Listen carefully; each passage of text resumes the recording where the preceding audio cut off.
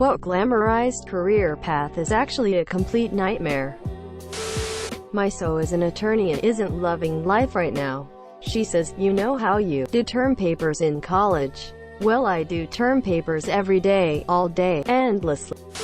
Chef, long hours, shitty environment, nothing is ever good enough. Flight attendant, the travel would be amazing, but let's face it, glorified waitress working in a cramped, steel tube. I've started working in television from a too young an age. It was amazing to witness all the behind-the-scenes stuff, but the reality is that these days you just can't make enough money from performing on TV, let alone the deprivation of creative freedom, which is what got my show cancelled, I think. Modeling, too competitive and not enough food. Till all career paths appear to be nightmares. Most career paths, glamorized or not, can be a nightmare if you have a shitlord for a boss. Farming on a large scale. I was living in debt up to my ass, $500,000 $1 mill. Depending on the time of year, haggling for every input, land, fertilizer, seed, equipment, at the mercy of the weather, and got to watch the commodity markets kick me in the nuts every business day. The real cherry on top was everyone thinking you are trying to kill them with GMOs and copious amounts of chemicals that we don't use. Not to mention farms are passed down through generations, so you've got a bunch of dead and living ancestors watching your every move. Oh, and a lot of farmers work a second full-time job for the health insurance. There's a reason farm suicides are high in farm accidents, and accidents are higher. There's a million young rural FFA kids that would give their left leg for a chance to farm us. Your political staffer. Most jobs in politics pay very little money and require you to work 80+ hours a week for a boss who is guaranteed to have a gigantic ego. You also have to look for a new job after every election day. Investment banking. People talk about the fancy plane rides, expensive dinners, wild parties with your colleagues or a client.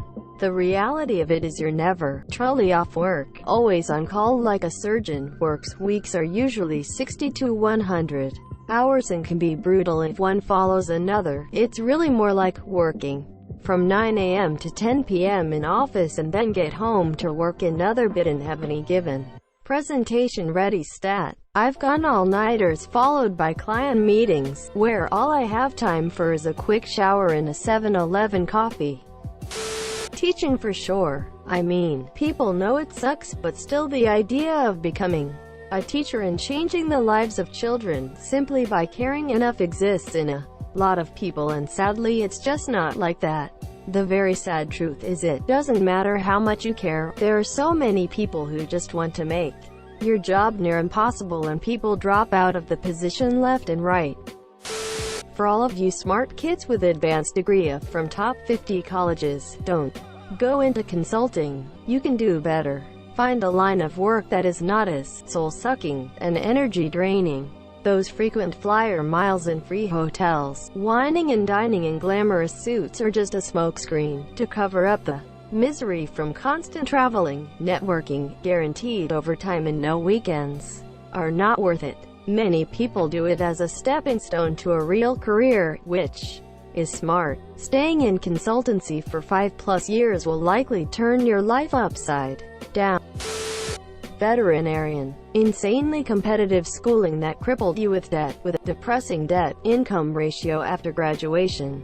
Most of your patients don't like you, and most of the owners think you're getting rich upselling them unnecessary services when their dog's exploding eyeball cancer can be cured with raw, organic, exotic meats, CBD, coconut oil, but you're withholding that information because you're in bed with big kibble, high stress, stagnant wages, long hours, shit holiday leave, rampant depression, lost count of how many colleagues have committed suicide, sometimes tempted to join the monsieur.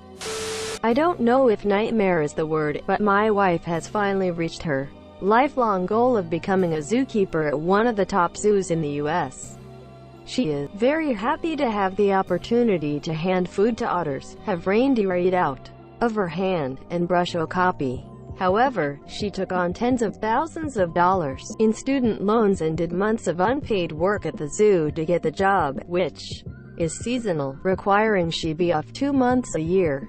She gets up at 4 a.m. and does farmhand-style physical labor for 8 hours a day for about $9 an hour with no benefits. I am thrilled that she reached her goal, and I am happy that she is happy, but I am pretty disenfranchised with the whole thing. Behavioral health. I spent a long time working towards a career in therapy, and I've noticed that a lot of new people looking to get into the field go in with the starry-eyed, I want to help people mentality. I did too. You do help people, but it is fucking hard to help people. A lot of jobs are high-stress, low-paid type of deals because a lot of the jobs available are through non-profits that only have so much funding to go around. You're vicariously exposed to other people's trauma, and it does affect you, no matter how good you are at creating boundaries and practicing self-care. It's an admirable profession, but a grossly underappreciated one, and it most certainly isn't for everyone who wants to help people for a living. Judging by this thread, all careers. Also being unemployed, or a lot. Architect is really bad. Most people don't complete it, and the mental health issues are quite serious. There's a lot of criticism and stress in the beginning, lots of late nights and hard work. At the end of the work you get insulted in public. There's no real reason for this. You aren't going to be saving lives or anything. There's no need to make it so expensive either. So, 3 years later, you get a degree and have to do a year of intern work. Then, it's time for another year of study and projects and exams. Then 2 years of minimum wage work. Then you come back for more exams, essays and projects. It's really too hard for what it is. I get paid very badly and I don't really use any of my training. It was pointless really, but girls like it at parties when I say I'm an architect. That's a lie. I don't go to parties. I have no social life.